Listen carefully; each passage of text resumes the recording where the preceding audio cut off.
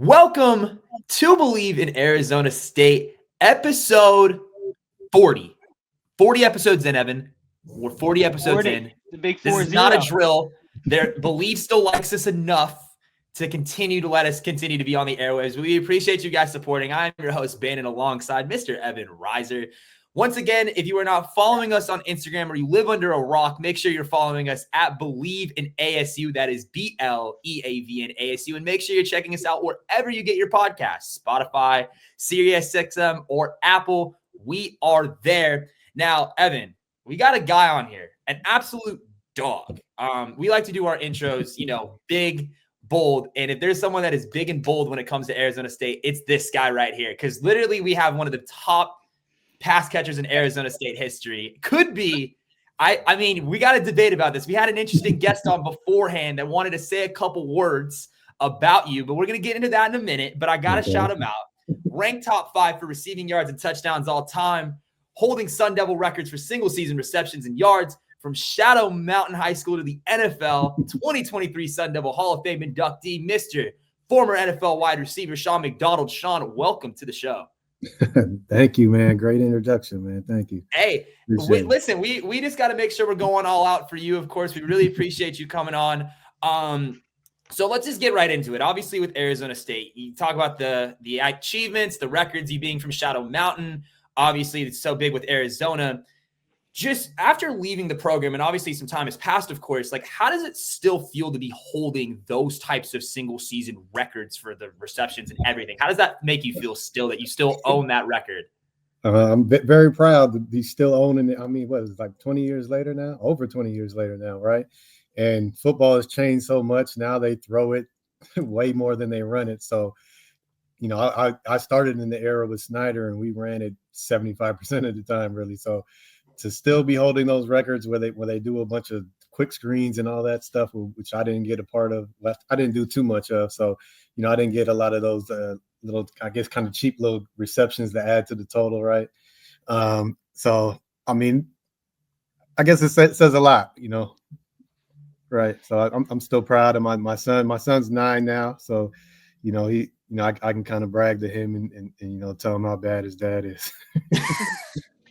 Shaun, we touched on, as a leader, but I want to read some of these numbers. 87 grabs for 1405 and 13 touchdowns. You finished as a finalist for the Biletnikoff Award in 2002, which, for those that don't know, is the best receiver in the country award. An extremely impressive season. What really was working for you in 2002? Was there a different feeling for you coming into the year? What led to your success? To be honest, I like my 2001 season better than my 2002. So really, my 01, yeah, because my 01 season, I think I averaged about 24 yards a catch or something, and I had like 1,100 I was looking yards. at that. That was incredible for the amount of grabs. I think it's 47 grabs for over 1,100 yards, which comes down to 23 and a half a catch. Yeah, so almost 24. Extremely impressive. Yeah, so I that season I felt I had more fun, because I was catching a lot of deep balls and no one really knew me, so I was coming out and maybe they weren't showing me the respect, and I definitely have a couple stories of DBs talking before the game and being quiet by halftime. So it was great that year. So I would say that year, because that 02 year. We started out real slow on offense. My first 3 games, I don't think I really did too much. So that year, I felt like a lot of stuff was left on the table. I think I should have had way more than 1,400 if we would have started rolling. Because if you remember back, Andrew didn't start the first 3 games that year. So Chad started. So we, I didn't even have a full quarterback that whole year. So imagine if we had Andrew in there that whole year and we were rolling. So I think I left some stuff on the table that year. My junior year, though, or my sophomore year, I guess, that was the year where I think I maxed out. So we're gonna kind of, this is something different. We've never done this before, but we actually have a fan question.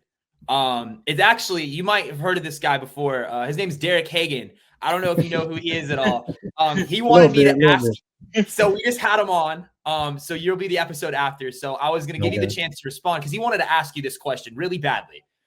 He wanted to know who was the best wide receiver in Arizona State history. I didn't know if you knew that or what. That's what he's saying. So he must have a bad memory, because every time I see him, I let him know that number 81, his predecessor. I mean, no, I was his. I guess I was his veteran at the time, because I put in six. We were together teammates for 6 months. His freshman year, the year I left. So I think my presence birthed his greatness. So let's say that.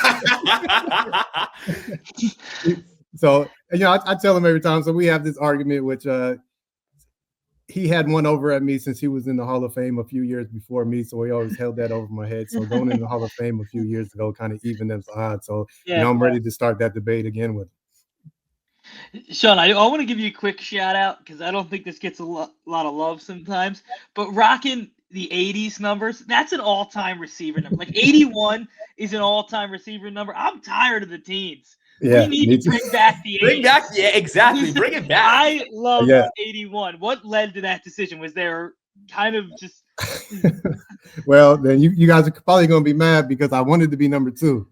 But hey, no wrong. That's my favorite number. I get it. Well, I'm really a number 10 guy. My family wears number 10 all the time. We call ourselves Team Dime, right? So I wanted 10. I couldn't wear 10 because we had a guy on defense wearing 10. So I said, okay, let me do 2, because I'm not a football guy. I played soccer growing up, so I never really was a football guy. So 80s wasn't really a thing to me. But I love 80. Once I got to 81, I loved it. And once I got to the NFL, it was that was still the time where 80s. If you were the 80s, you were going to make the team. If you were wearing the 18s, the 11s, you probably weren't going to make the team. Yeah. And now it's all flipped. So, I'm still an 80s guy. I know like a decade ago I said that. I wish guys still wear 80s. And even now where they got the linebackers wearing 2 and the defensive ends, that just messes me all up. I don't know. Yeah. You don't know who's who out there anymore. Shaun, I do want to ask too, get into kind of what was a transition for you. You touched on it early about you had Bruce Snyder your freshman year, then you go to Dirk Cutter, and that 2 different offenses there, a lot of different philosophies. You go from power running the football to we're going to air it out. So what kind of did Dirk Cutter do for your college career, but then also prepare you for the NFL? Because Dirk had a long NFL career after ASU. Dirk coming in saved my career. I mean, I definitely don't think I would have made it to the NFL playing in Snyder's offense.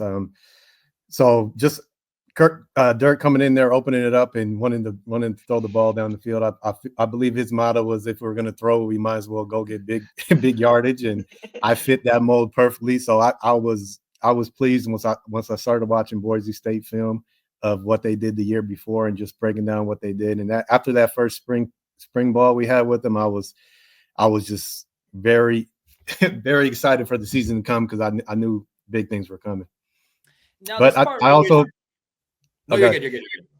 I was going to say the other thing about Snyder Cutter, it was a whole different culture thing, and I Bleav we needed it at that time. And Cutter coming in with his discipline was definitely helped me in that structure, helped me better academically and on the field. So I think that change helped my career immensely. Now, this right here is kind of a two-parted question. It kind of goes into you declaring your junior year, but it kind of goes into this current year's draft class. Obviously, there's a lot of great wide receivers in this year's draft class. You go, obviously, I mean, we hate to talk about the team from Tucson, but obviously T-Mac has been a great wide receiver, first-round talent. And then recently, actually a couple days ago, Texas wide receivers Matthew Golden and Isaiah Bond both declaring for the NFL draft, both skipping their senior year just like you. What was your factor as far as not wanting to stay for your senior year? Because, I mean, listen, it's hard to not want to be in Tempe for 4 years. But I just say, like, what do you see that? Like, I shouldn't say regret. Absolutely not. But, like, it's hard to not be in Tempe for 4 years. But what were those kind of factors that made you want to declare your junior year? Because you start to see that now with a lot of these big-time receivers in the draft this year. I think so I was there for 4 years, so I actually redshirted. So I was actually there. Yeah, you redshirted, yeah. And yeah, that was the toughest decision in my life, leaving, because really just leaving the relationships, all my teammates, which I'm still friends with today. I mean, that football locker room in college, you don't get anything closer than that. So leaving that environment is tough, right? And you're leaving it for the unknown. For me though, I felt I was ready. I for the past 2 years, I competed very positively against the top DBs who were all going in the first round. So I felt like I showed what I was about. I didn't think anything I could have done coming back would have improved my draft stock or would have been like, okay, he's ready. I think I was ready. And just my size. I mean, you never know what's going to happen in football. I could come back, be nicked up, not have a bad, not have a great season, and then they could say, he's too small, he's too this, and that. So I felt it was my time to come, and I didn't want to wait on it, and I felt I was ready, and I think I still am. I still stand behind the decision. I don't think anything big would have changed other than I would have been on a different team, and I mean, most likely, who knows who would have drafted me the next year. So I mean, I'm pleased with my decision. I don't regret it at all.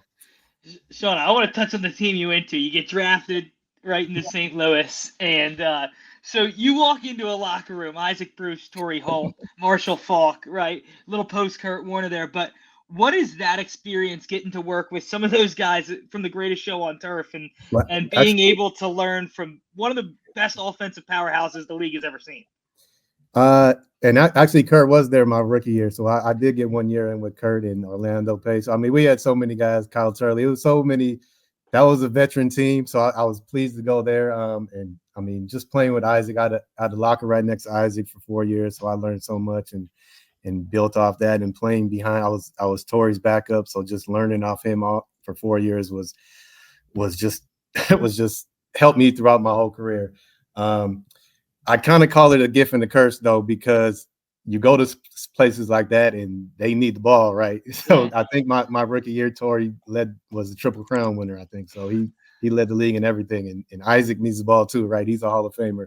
And we had Kevin Curtis got drafted the same year. So we had so many guys that needed the ball. So I felt like I improved my skills a lot, but I don't think I got to showcase them enough in my first 4 years in the league. So I look at it as a gift and a curse, right?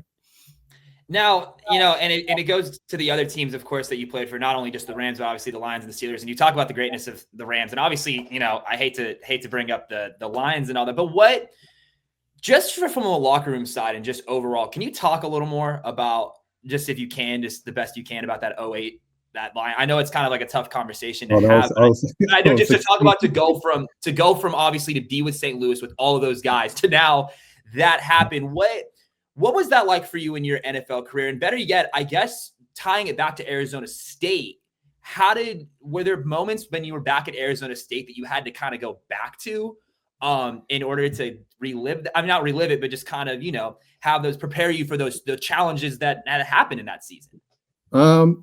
I'll say you go back and maybe look at film to kind of boost your self-morale, right? So Isaac Bruce, one advice that he gave me, great advice, was sometimes you got to go back, look at what you've done in the past to kind of prove to yourself what you are, right? So kind of go back to kind of remember yourself, right? So that's some things I did during that season. To go back to that year, the year before that, I came in. That was my first year. We started off 6-2, and the city was probably how the city is now. They were loving us everywhere I went. People were telling how talking about the Lions this, Lions everything. Anywhere I went, pick up food, go to the grocery store, anything. So it was a lot of love, and I was loving it, right? It was, and I was having the best season of my life in my NFL career, and I ended up with that was my best career or my best year in that year. So it was a roller coaster. So I was having a great time. We were 6-2. And then we ended that year 7-9, and then the next year we went 0-16. So I don't know, do the math. We lost 20 something out of 24, or something like that, 23 out of 24. So it was a lot of highs and lows, but I mean, it was, like I said, we started off great. I felt like the locker room, it was a younger kind of locker rooms, because like I said, the Rams were more veterans, a lot of families, guys were just going home and, being with their families. Detroit felt more like a party, like having fun kind of vibe, right? And I think I was 26, 27, so I was right in that, right? Just trying to have fun, go play the video game after practice, right? So it was a fun time. The 08 was a terrible time, but it ended terribly. I felt like I knew it was coming. I think when we were 0-4, my cousin Mike Bibby, he was in in to play the Pistons. So I went to go watch them. And I told him we were 0-4, and I was like, we are not going to win a game this year. And he looked at me like, no way, man. I was like, promise me, we will not win one game this year. And he couldn't believe it, but then he always brings that up, like, you told me you guys weren't going to win a game. Shaun, that's awesome. And I want to touch on your 2007 year, which you kind of spoke to there a little bit. 79 grabs, 943, 6 touchdowns. Extremely impressive year. And also, when you were in Detroit, you got to play with Dan Campbell. Is it kind of funny seeing it now with him having head coaching, like all the success that he's had now? No, because I feel like he was like that. He was injured though when I was there, so he didn't get to play a lot. And then I think he moved on to New Orleans, I feel like, after the next year. But he was a great teammate, and you could tell that he was going to be what he is. Once he got into coaching, I knew he was going to be a great head coach eventually, like he is now. And I'm glad it happened with the Lions, because I think that city needs it, and I think they deserve it. So hopefully they get to the Super Bowl. I'm so glad. Well, the previous question, of course, and you were actually talking about it with your soccer career. I know, obviously, you have a pretty athletic family. Obviously, Robbie Finley, Mike Bibby, of course.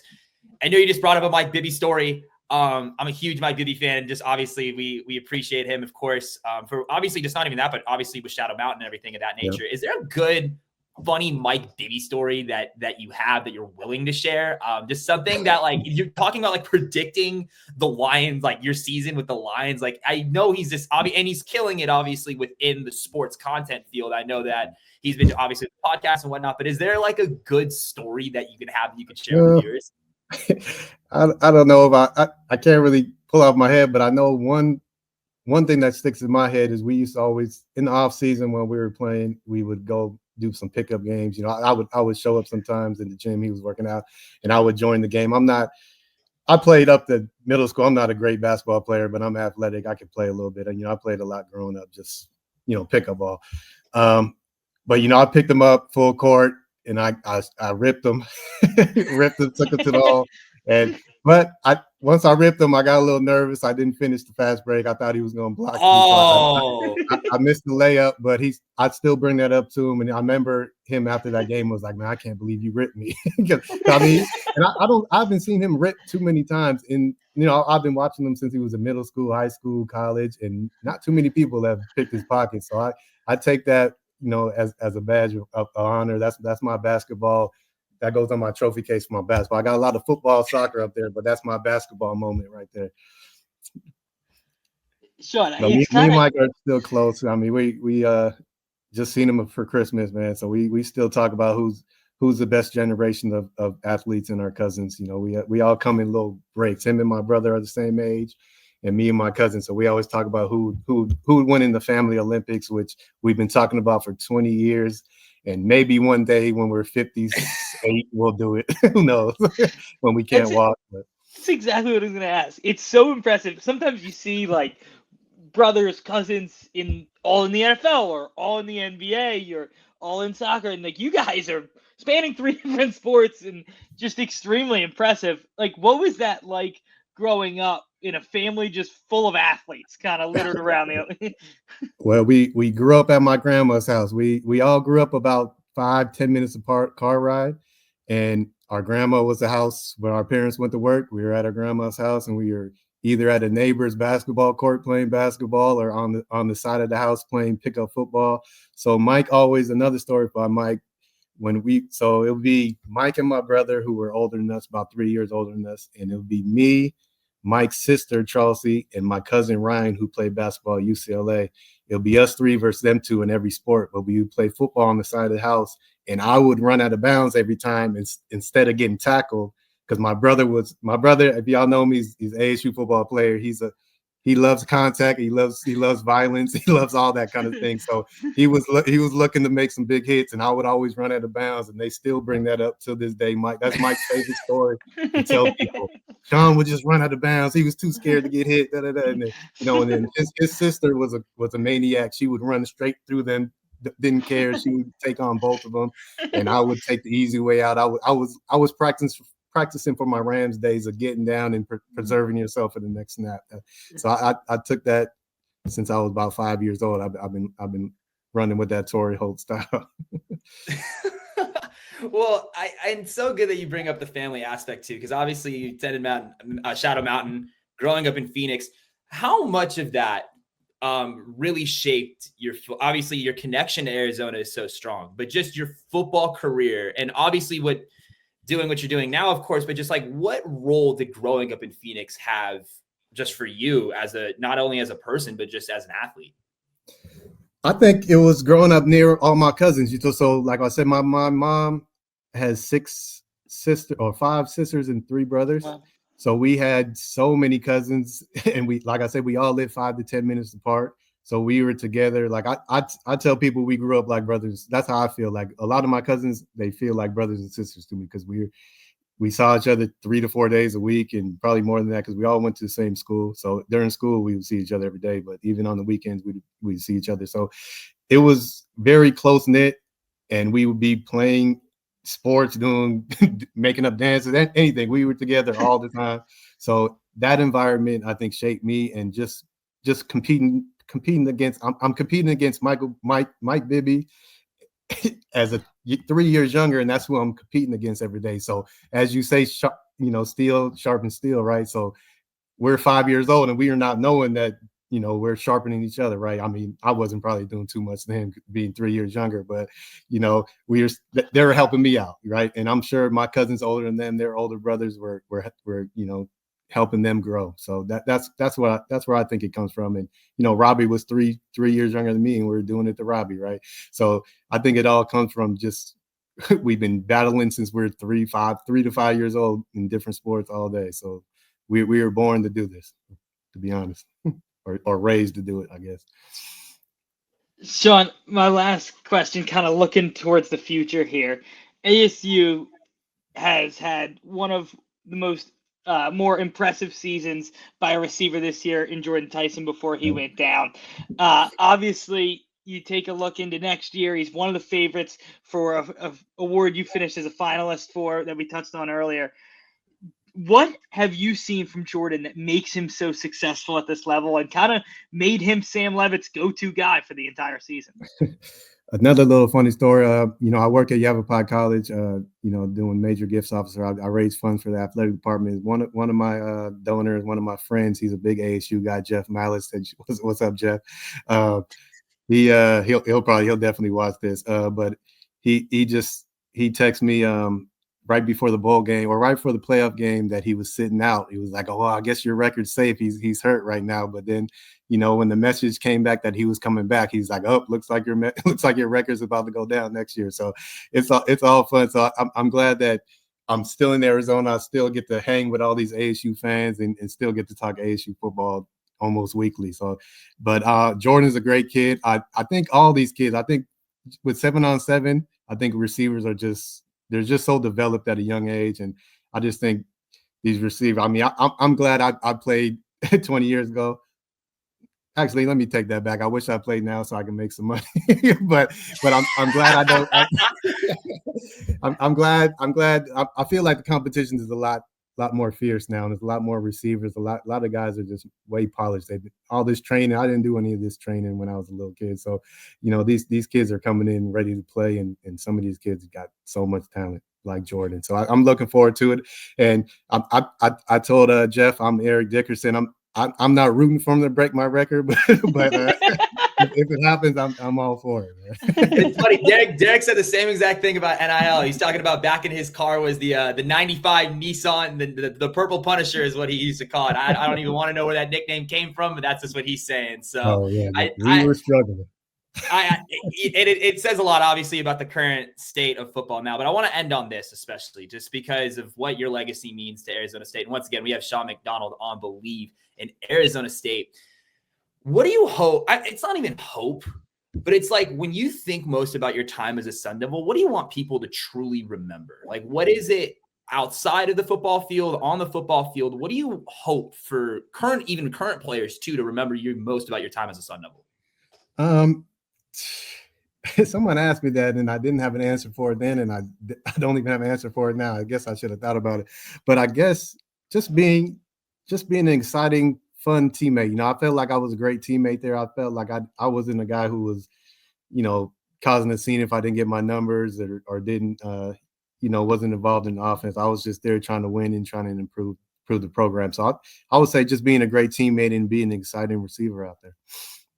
Well, Shaun, we really appreciate you coming on Bleav in Arizona State. Episode 40, we got to do it right. Once again, we have Shaun McDonald on Bleav in Arizona State. Shaun, appreciate you coming on the show. Hope to see you this year. Obviously, I know at Arizona State doing good. I know you're out in Arizona. We're up there as well. So hopefully we can meet up. But once again, as always, appreciate you coming on. Shaun McDonald, Bleav in Arizona State. I'm your host, Bannon Clark, alongside Evan Reiser. And as always, Forks Up.